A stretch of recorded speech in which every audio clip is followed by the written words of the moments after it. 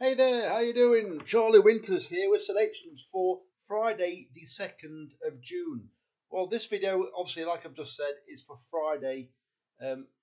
You'll have to bear with me what happens with the video for Saturday. It could be Saturday morning, it could be Friday evening. I've got absolutely no idea as it stands. So if you do want to see that video, if there is one, which I'm going to try my best, just click subscribe. You haven't got to stay subscribed, but if you click subscribe and activate the notification button, you will get obviously a notification when the video is made.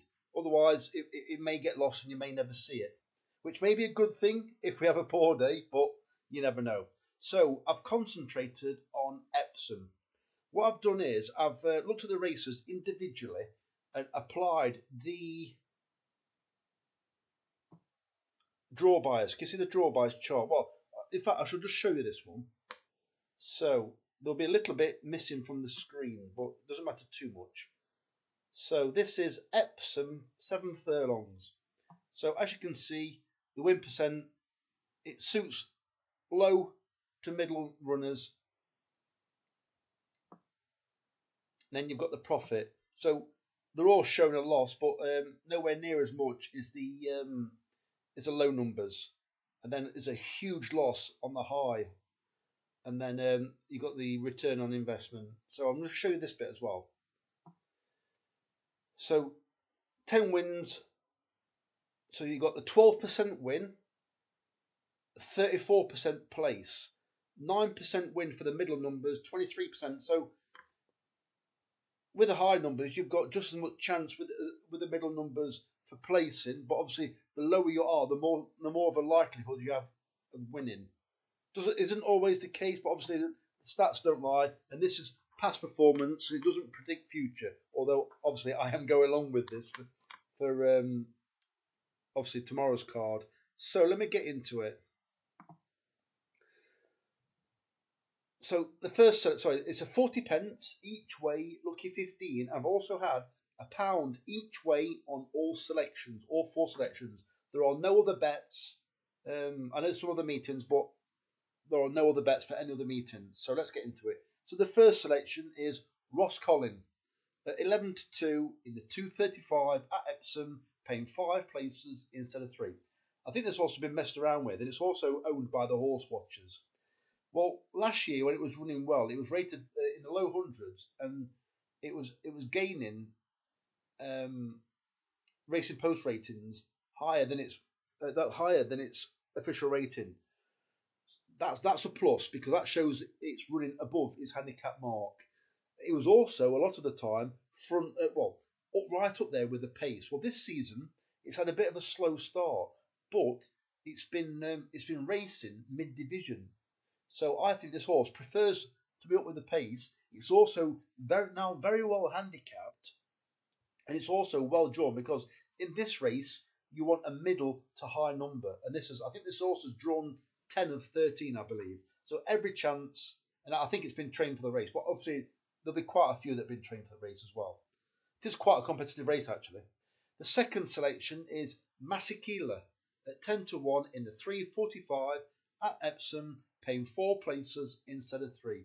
Another horse which is well handicapped, probably because it's taken a couple of runs, I think, to get fit. The first one was its first run after being gelded. Well, I'm pretty sure they wouldn't have really wanted to have it gelded unless they could have seen some improvement from it, because this horse placed 4th in the Derby, last year's Derby. So it's got course form, and that was over 2 furlongs further. So we know it stays this 1 mile 2. It's got a good draw. I can't remember what the advantage was in this one. I think it was low numbers in this one. But whatever it's drawn, it's suitable anyway. 10 to 1, I thought was reasonable. It could drift. It could get shorter, obviously. And its most recent run was a huge step in the right direction. I'm hoping it's a similar kind of thing for this run, as in like a much better run than last time. If it improves on last time, it'll take all the beating, to be honest, or it'll be very hard to kick out the places, at least, should I say. Well, the third selection is Maman June at 50 to 1 in the 430 at Epsom, paying 4 places instead of 3. Well, this is Ammo Racing Limited. Don't get me wrong, it's the Oaks, so it's a very competitive race. It ran a very encouraging race on its debut in slow ground at Newbury, behind a horse that absolutely hyped up.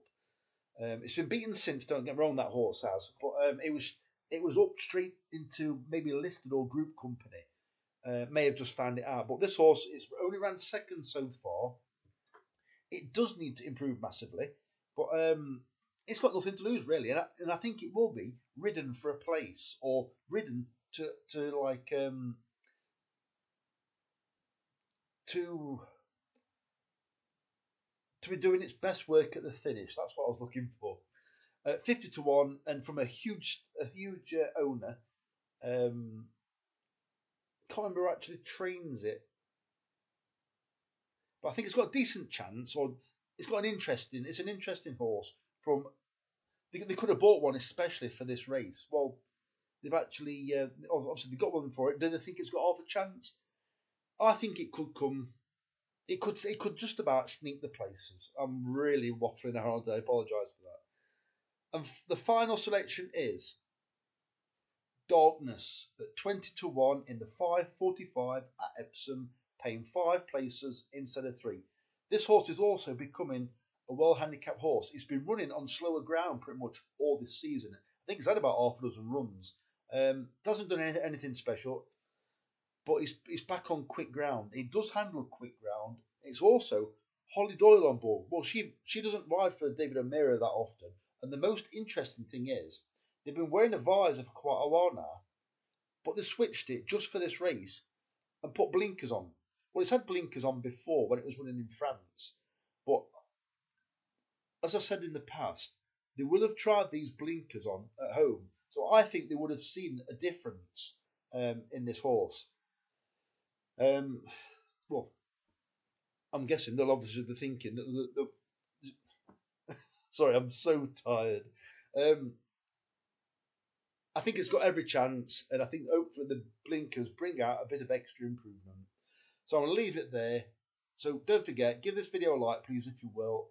Give me a subscribe. And also, if you do subscribe, you're guaranteed to see the video whatever time it gets put out for Saturday's racing. So the very best of luck. Charlie Winters, over and out. Cheers, mate.